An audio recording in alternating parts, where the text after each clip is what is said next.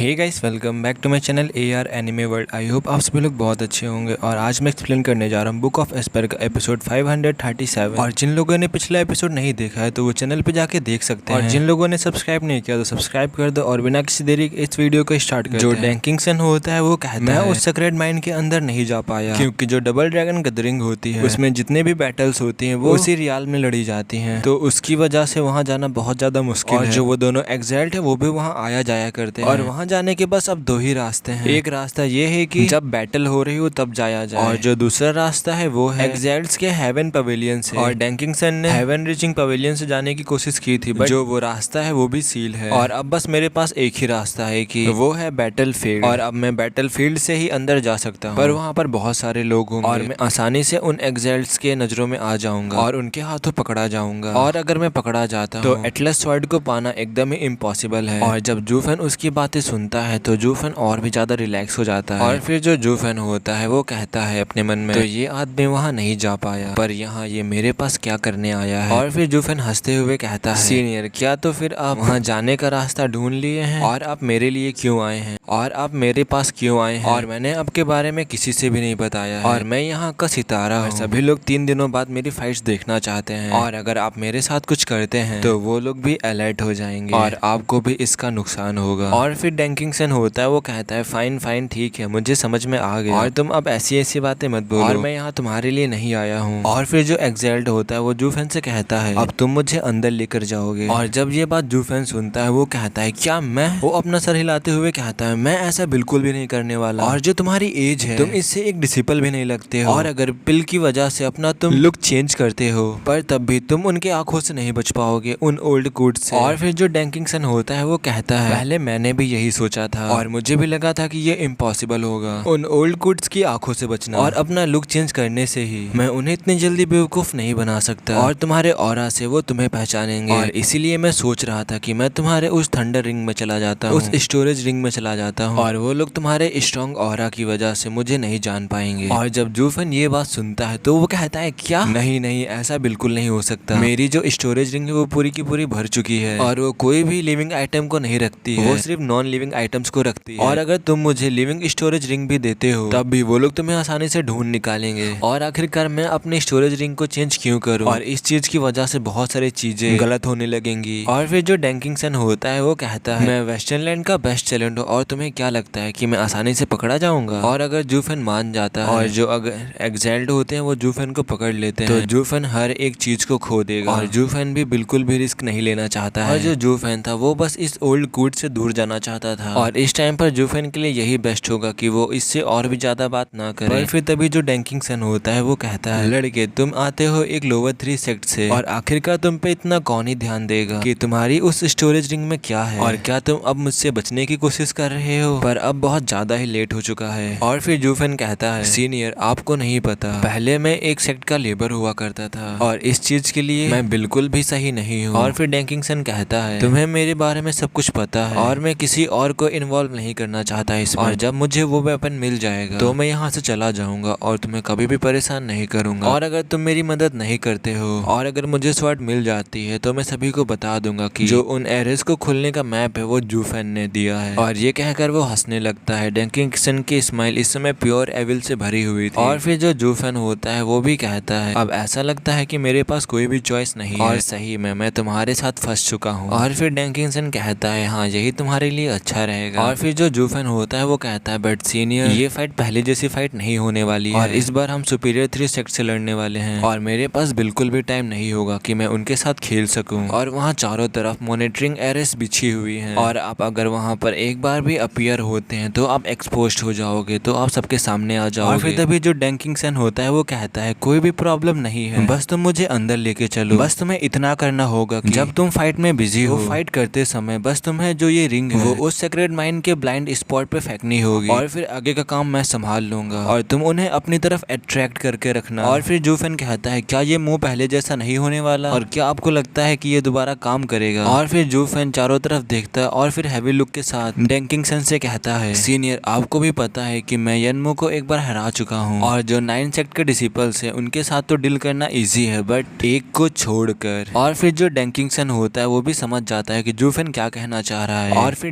डेंकिंगसन कहता है क्या वो ये लिन है, और जूफेन भी अपना सर हिलाता है और कहता है सीनियर जो ये लिंग है वो हर एक चीज से परे है और उसने मुझे भी अपने से छोटा फील करा दिया है, और जब मैं रिंग को फेंकूंगा तो श्योरली जो एग्जाइल्स होंगे वो इस चीज को नोटिस कर लेंगे, और अगर ऐसा करना है तो बस इसके लिए एक ही मौका होगा, वो तब होगा जब मैं फाइट करूंगा ये लिंग से, और तब ऐसा लगेगा कि ये एक एक्सीडेंट है और तब मैं इसे आसानी से फेंक सकता हूँ। और फिर डेंकिंगसन कहता है लड़के क्या तुम दोबारा से एक्सक्यूज बना रहे हो, और डेंकिंगसन को भी पता था कि जो एग्जाइल्स हैं उनके नजरों में हर एक चीज रहती है, पर उसके बावजूद भी वो ऐसी चीजें बोल रहा था, और इस रिंग को थ्रो करने से उनको जरूर ही शक हो जाएगा और मैच खत्म भी नहीं होगा, वो लोग इन्वेस्टिगेशन के लिए आ जाएंगे और वो लोग इसे इग्नोर नहीं करेंगे। और जब डेंकिंगसन स्वर्ड को ले लेगा और जब वो स्वर्ड वहां से गायब हो जाएगी तो जो डेंकिंगसन होगा वो तो माइल्स ऑफ दूर जा चुका होगा और यहाँ पर सिर्फ जूफेन ही रह जाएगा, और सब लोग तब जूफेन के ऊपर ही शक करेंगे। और फिर तभी जो डेंकिंगसन होता है वो जूफेन के अपोनेंट को एनालाइज करते हुए कहता है जो ये लिंग है वो सही में तुमसे स्ट्रांग है, और जो वो उसकी गोल्डन फ्लेम्स थी वो भी कुछ स्ट्रेंज थी और मुझे नहीं पता कि वो कितनी ज्यादा स्ट्रांग हो सकती हैं, और मैंने उसके सोल को भी नहीं देखा है, बट मैं तुम्हारी मदद कर सकता हूँ। और फिर जब ये सुनता है तो जूफेन कहता है वैसे मुझे हेवन ड्रैगन सोल के बारे में इतना नहीं पता है, तो क्या आप मुझे हेवन ड्रैगन सोल के साथ फाइट करने का एक्सपीरियंस शेयर कर सकते हैं। और अब जो जूफेन की जीतने की होप थी वो बस अब डेंकिंगसन का एक्सपीरियंस था, और फिर जूफेन डेंकिंगसन से कहता है सीनियर जो उसका मास्टर है वो बहुत ज्यादा इनक्रेडिबल है और उसका मास्टर हेवन ड्रैगन सोल को भी समझता है, और मैं आशा करता हूँ कि सीनियर मुझे कुछ एडवाइस देंगे जिससे भले ही मैं फाइट को ना जीत पाऊँ पर मैं कैसे ना कैसे करके मैच को टाई कर सकूं, और अगर आप कुछ नहीं करते हैं तो मैं आसानी से पीछे हट जाऊंगा और उससे हार जाऊंगा, और तब मेरे पास टाइम भी नहीं होगा जिससे कि मैं रिंग को फेंक सकूं, और जो सर का प्लान होगा वो फेल हो जाएगा। और फिर डेंकिंगसन कहता है बस अब मुझे ब्लैकमेल करना बंद करो, मैं समझ चुका हूँ तुम क्या कहना चाह रहे हो, और चलो जब तुम इतने डेंजर में जा रहे हो मेरे लिए तो मैं अपना सारा लगाऊंगा तुम्हारी हेल्प करने के लिए। और फिर जो डेंकिंगसन होता है वो जूफेन से कहता है जूफेन क्या तुम्हें स्वॉर्डमैनशिप के बारे में पता है, और फिर जूफेन कहता है हाँ थोड़ा सा, और फिर डेंकिंगसन कहता है अगर तुम्हें स्वॉर्डमैनशिप के बारे में थोड़ा सा पता तो फिर शायद जो मेरी हेल्प होगी वो तुम्हारे लिए शायद थोड़ी सी ही यूजफुल हो, और तुम्हें भी पता है जो मेरी फर्स्ट सोल थी वो स्वर्ड सोल थी और मैं उसके साथ रहा हूँ बहुत सालों तक, और मैंने बाद को हेवन ड्रैगन सोल को फॉर्म किया था और उन्हें यूनाइट किया था साथ में, और तब मैंने फॉर्म किया था ड्रैगन क्लीविंग आर्ट को, और जब वो स्वर्ड अपीयर होती है तो वो पूरी दुनिया को हिला देती है, और जब इसके साथ ड्रैगन सोल मिलती है तो और भी ज्यादा ये टेक्निक खतरनाक हो जाती है। और अगर तुम्हें पता है स्वॉर्डमैनशिप के बारे में तो मैं तुम्हें इसके बारे में गाइड कर सकता हूँ, इस आर्ट के बारे में तुम इसके साथ ड्रैगन हेवन सोल का यूज कर सकते हो और तुम इस आर्ट के साथ अनस्टॉपेबल बन जाओगे और तुम्हें कोई भी पकड़ नहीं पाएगा, और जो गोल्डन फ्लेम होंगी वो भी तुम्हारे सामने टिक नहीं पाएंगी और उसे भी रियल शर्मिंदगी का सामना करना पड़ेगा। और फिर तभी जो जूफेन होता है वो कहता है सीनियर मैं आपकी डिसरिस्पेक्ट करना नहीं चाह रहा हूँ, बट जो उसके मास्टर हैं वो हेवन ड्रैगन सोल को आपसे भी ज्यादा अच्छे से समझते हैं, और अगर आपके पास हेवन क्लीनिंग आर्ट है सॉरी ड्रैगन क्लीविंग आर्ट है तो इसका मतलब ये नहीं हो सकता है कि उसके पास भी कोई मिस्टिकल हेवन आर्ट ना हो, उसके पास भी कोई मिस्टिकल आर्ट हो सकती है, और मुझे डर लग रहा है कि उससे ज्यादा कोई हेवन ड्रैगन सोल को उससे अच्छा कोई कंट्रोल भी नहीं कर सकता। और बस मैं ये जानना चाहता हूँ कि आखिरकार एक ड्रैगन सोल को दूसरे हेवन ड्रैगन के सोल के साथ कैसे लड़ाया जाता है। और फिर जो डेंकिंगसन होता है वो सीरियस में आते हुए कहता है जो हेवन ड्रैगन सोल होती है वो स्ट्रांग होती है बट जितना स्ट्रांग यूजर होगा उतना ही उसकी सोल स्ट्रांग होगी, मतलब वो हेवन ड्रैगन सोल स्ट्रांग होगा। और तुम कुछ चीजों में गलत हो, हर एक की जो डोमेन की लिमिट होती है वो अपने हेवन ड्रैगन सोल को समझने से आती है, और जो मेरी डोमेन है वो स्वर्ड के साथ है, और जब वो स्वर्ड कंबाइन होती है ड्रैगन सोल के साथ तब वो फॉर्म करते हैं ड्रैगन क्लीविंग आर्ट को। और तुमने कहा था कि जो उसका मास्टर है वो हेवन ड्रैगन सोल को बहुत अच्छे से कंट्रोल कर लेता है और वो बस अपनी डोमेन लिमिट को ही जानता होगा, पर वो इसके बारे में नहीं जानता होगा जो मेरी अंडरस्टैंडिंग है इस स्वर्ड और सोल के साथ, और जब ये दोनों सोल मिलती हैं तो एक अलग ही मार्शल आर्ट बनती है और वो इसके बारे में जरूर ही नहीं जानता होगा। और फिर जो जूफेन होता है वो कहता है अगर आप अपनी सारी पावर को कंबाइन कर देंगे उस ड्रैगन सोल के साथ तो वो उस सीनियर की अंडरस्टैंडिंग के सामने इनफीरियर नहीं होंगे। और फिर तभी जूफेन के सामने कुछ साइन होता है और जूफेन उसे देखने के बाद कहता है सीनियर मैंने इसे देखा